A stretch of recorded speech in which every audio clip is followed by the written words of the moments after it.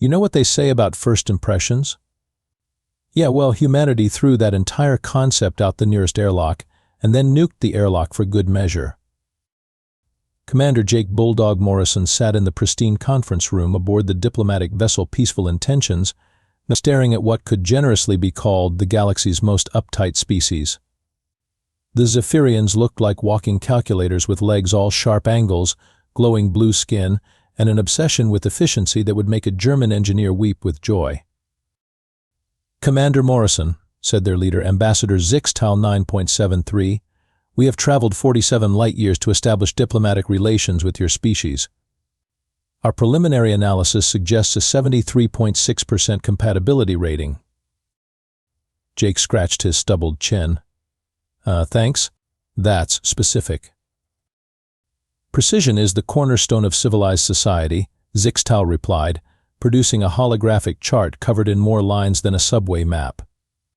We have prepared a comprehensive cultural exchange protocol with 17,432 distinct interaction parameters. Jake's eye twitched. He'd been in the military for 23 years and had never met a problem that couldn't be solved with sufficient application of explosives. Paperwork, however, was his kryptonite.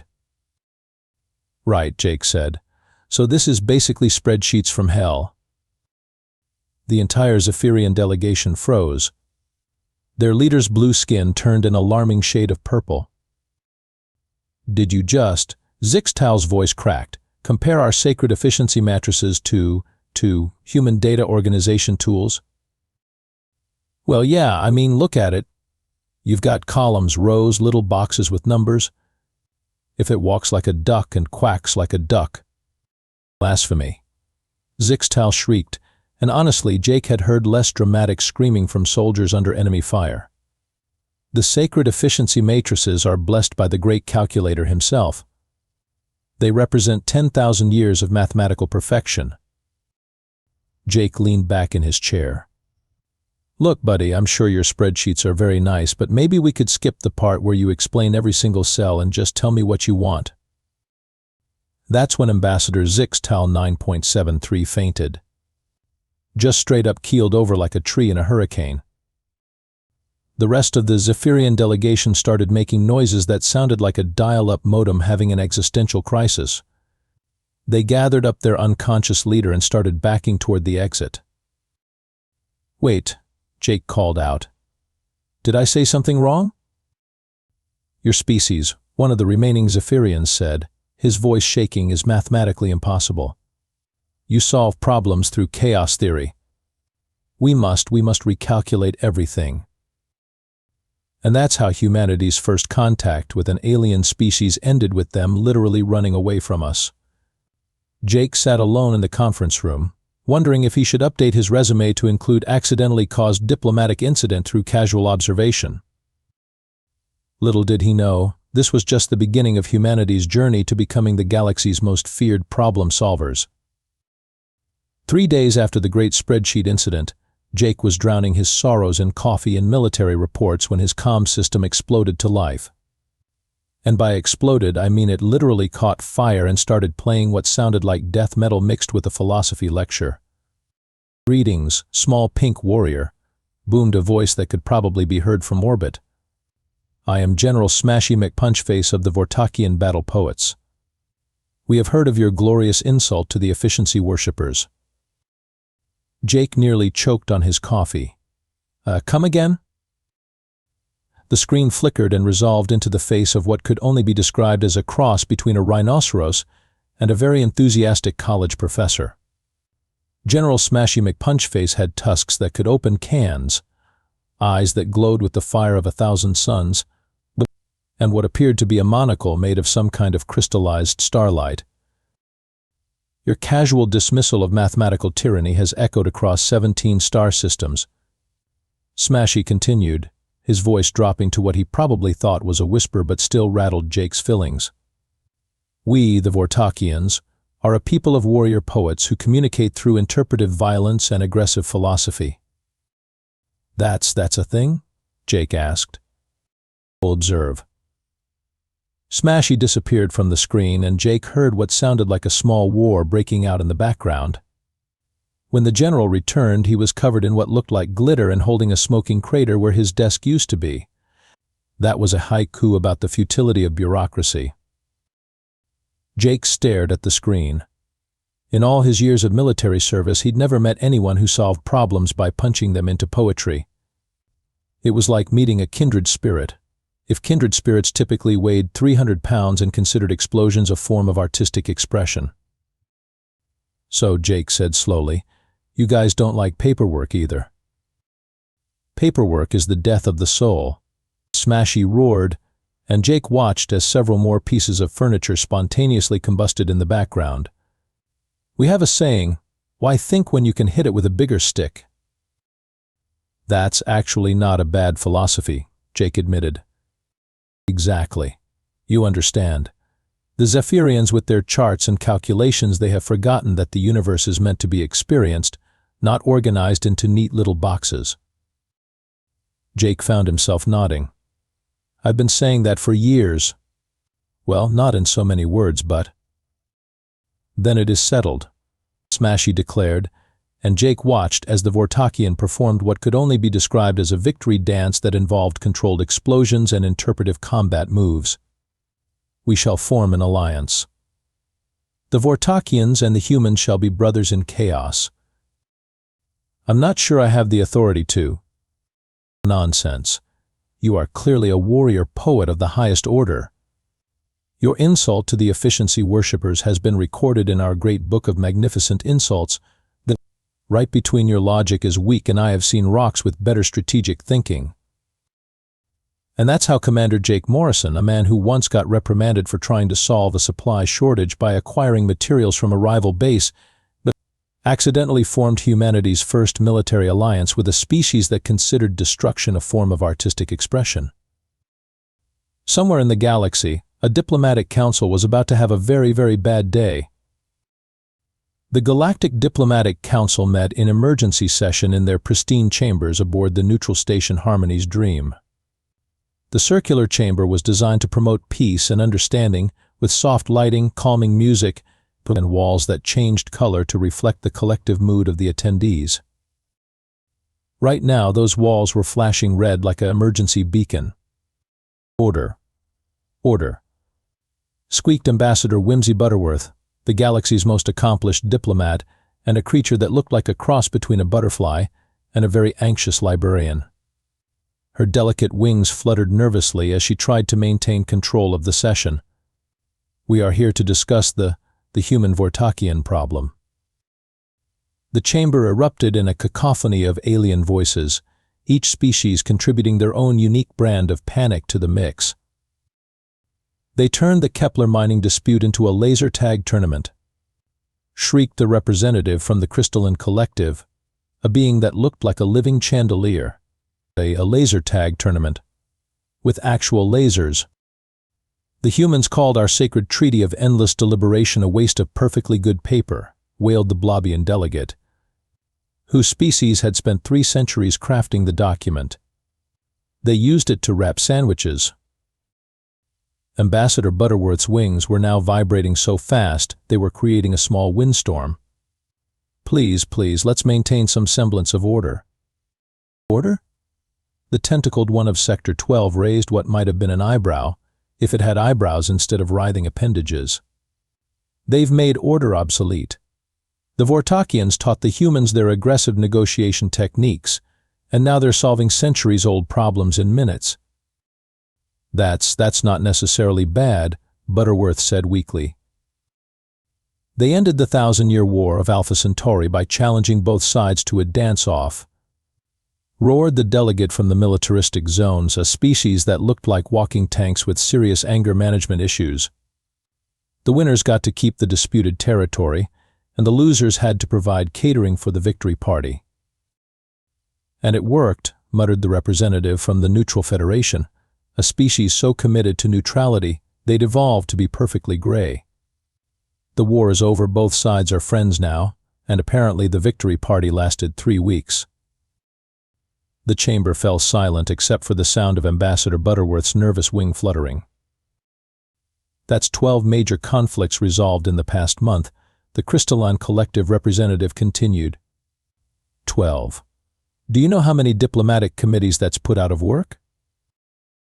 The humans and Vortakians don't file paperwork, added the Blobian delegate, his gelatinous form quivering with indignation.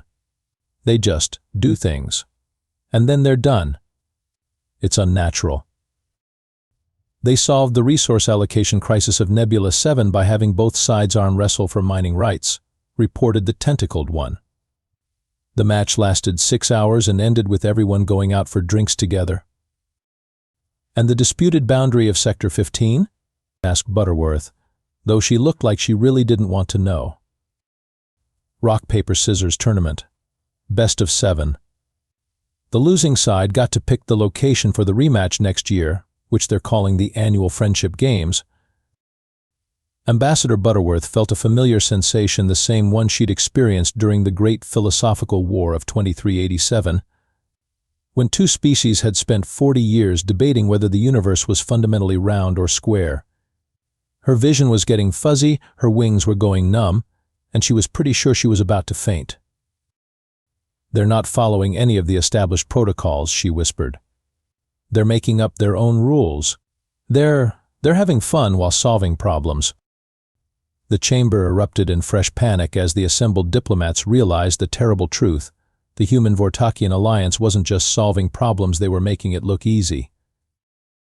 And that, in a galaxy built on the principle that everything should be as complicated as possible, was absolutely terrifying.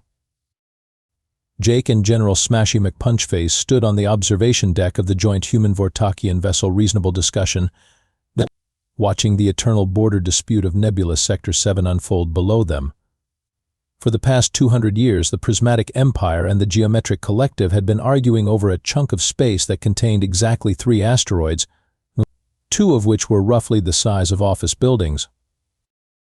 So Jake said, munching on what the Vortakians called victory rations but tasted suspiciously like spicy cardboard, "They've been fighting over this for 2 centuries?" Indeed. Smashy boomed, polishing his monocle with what appeared to be a small explosion. The Prismatic Empire claims the asteroids because they are aesthetically pleasing in their geometric perfection. The Geometric Collective wants them because they represent the fundamental mathematical principles of existence.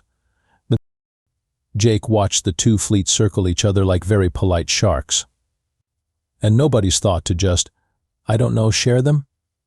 Sharing is not in the diplomatic handbook, Smashy declared, pulling out a book that was roughly the size of a small refrigerator. Chapter 47, Section 12, Subsection 891. All territorial disputes must be resolved through a minimum of 17 committees, then 43 subcommittees, and at least 1 strongly worded letter. Right, Jake said, an idea forming in his head. What if we just showed them a better way? 1 hour later, Jake and Smashy had turned the disputed asteroid field into what could generously be called a cosmic demolition derby. The 2 fleets watched in amazement as the human-Vortakian alliance demonstrated their problem-solving methodology. Behold, Smashy announced over the open communications channel, the ancient art of aggressive hugging. Jake cringed. We're not calling it that. Then what shall we call it? Practical problem-solving, Jake said, just as a controlled explosion turned the smallest asteroid into a spectacular fireworks display. See, the way we figure it, you're both right. The asteroids are pretty, and they're mathematically interesting.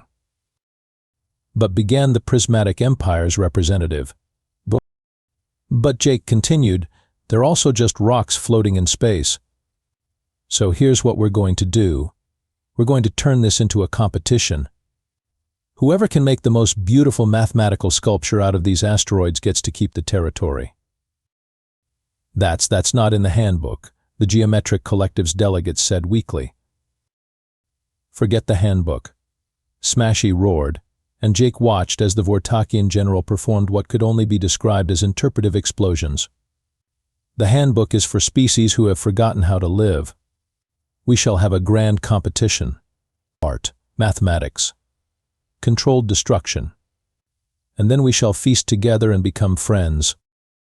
The next 6 hours were a blur of creative destruction, mathematical precision, and what the Vortakians called aggressive cooperation.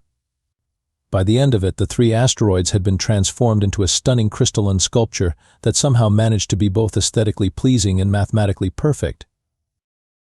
And the best part? Both sides had worked together to create it. "I don't understand," the Prismatic Empire representative said, staring at the sculpture. "We've been fighting over this for 200 years. How did you solve it in 6 hours? Jake shrugged. "You stopped thinking about why you couldn't share and started thinking about what you could create together. Plus explosions." Smashy added helpfully. "Everything is better with explosions."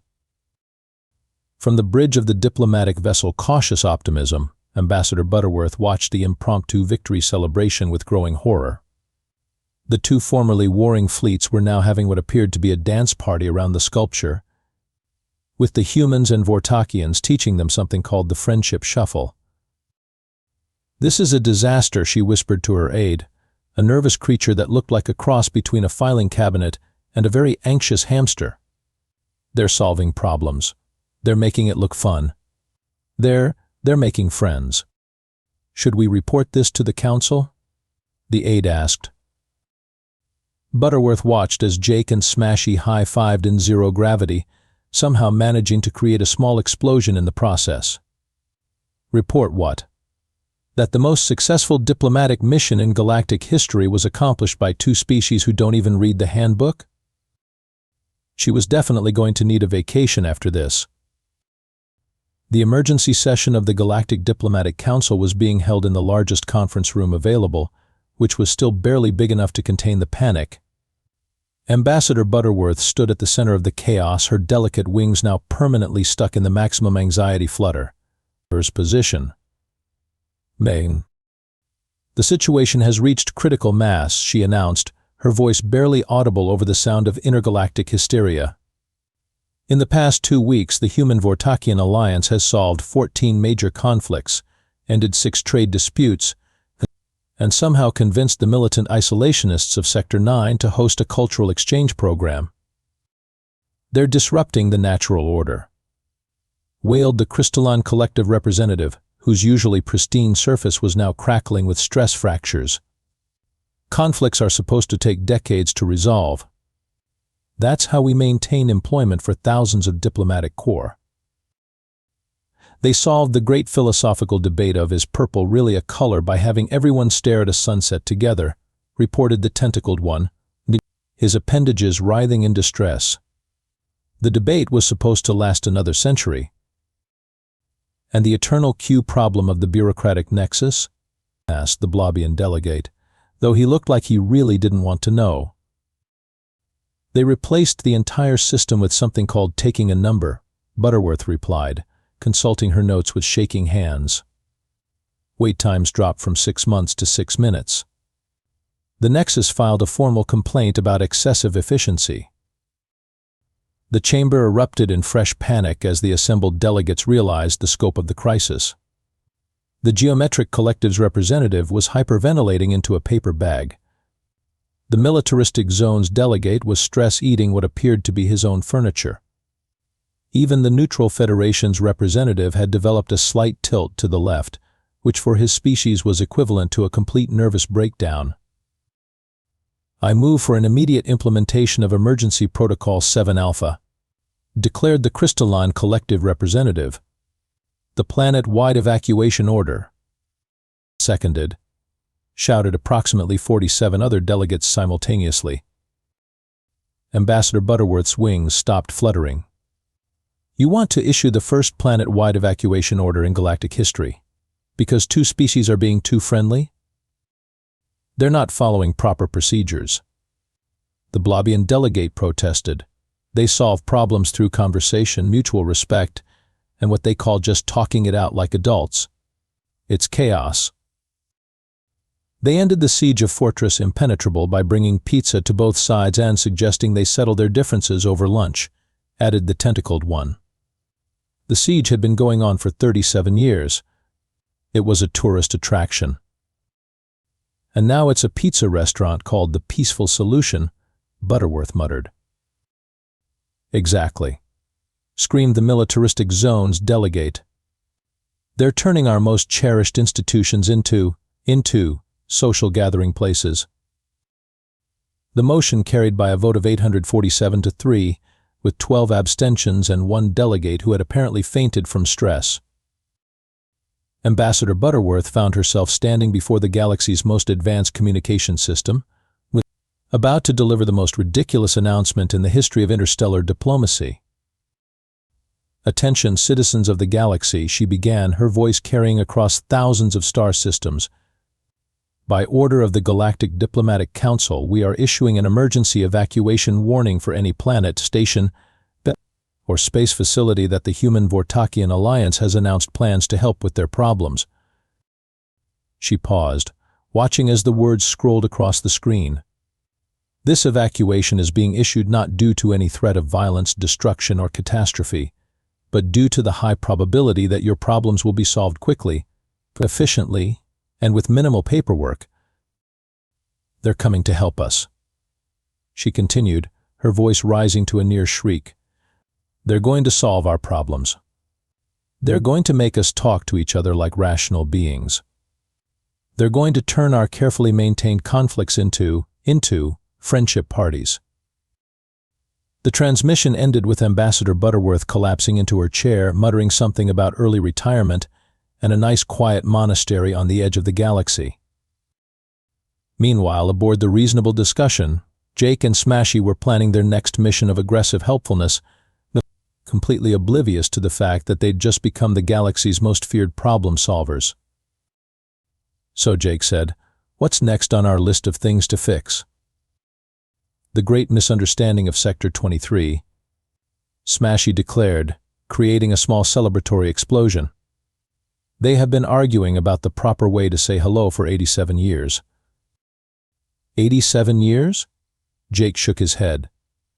"That's ridiculous. We'll have that sorted out by lunch." And somehow, despite the entire galaxy's best efforts to the contrary, they probably would. 6 months after the Great Evacuation Order, the galaxy had discovered something remarkable. Evacuation parties were actually pretty fun. What started as a panicked exodus from human Vortakian help had transformed into the largest spontaneous festival in galactic history. Entire star systems had declared holidays. The Neutral Federation had developed actual opinions about things. The Crystalline Collective had learned to appreciate the beauty of imperfection. Even the militaristic zones had discovered that aggressive hugging was surprisingly effective as a diplomatic tool. Jake and Smashy stood on the observation deck of their ship, watching as the former Diplomatic Council headquarters had been converted into something called the Galactic Friendship Center. The building was covered in colorful banners, and Jake could see beings from dozens of species engaged in what appeared to be interpretive dance competitions. Smashy declared, his monocle practically glowing with pride. "We have created the most peaceful era in galactic history." "We accidentally created the most peaceful era in galactic history," Jake corrected. "I'm still not sure how we ended up here." "Through the ancient Vortakian wisdom of aggressive friendship," Smashy boomed, performing a small victory explosion that somehow managed to sound like a jazz riff. The communication system crackled to life, and Jake was surprised to see the familiar face of Ambassador Butterworth. But instead of her usual expression of barely contained panic, she looked relaxed, almost happy. "Jake, Smashy," she said, her voice carrying a strange note of contentment. "I wanted to thank you." "For what?" Jake asked. "We basically destroyed your entire way of life." "Exactly," Butterworth replied, and Jake noticed she wasn't wearing her formal diplomatic robes. Instead, she was dressed in what appeared to be casual clothes, and her wings were fluttering in a way that suggested actual joy rather than anxiety. "I've been a diplomat for 47 years, and I've never seen problems get solved so quickly, or so permanently." "Where are you calling from?" Smashy asked, his voice dropping to what he probably thought was a whisper. "The meditation retreat of Sigma Draconis," Butterworth said with a smile. "I'm teaching a course called The Art of Not Overthinking Everything. It's surprisingly popular." Jake looked around at the chaos of happiness surrounding them. The galaxy's most feared conflicts had been replaced by intergalactic potluck dinners. The complex web of diplomatic protocols had been replaced by something revolutionary: common sense. The carefully maintained balance of power had been replaced by a simple philosophy of let's all just get along. "You know what the funny thing is?" Jake said. "We never set out to change anything. We just wanted to solve problems. Problems are meant to be solved." Smashy agreed, creating a small explosion that somehow managed to sound contemplative, not preserved in amber for future generations to admire. "The galaxy was so afraid of change," Butterworth continued, "that we'd forgotten change could be a good thing.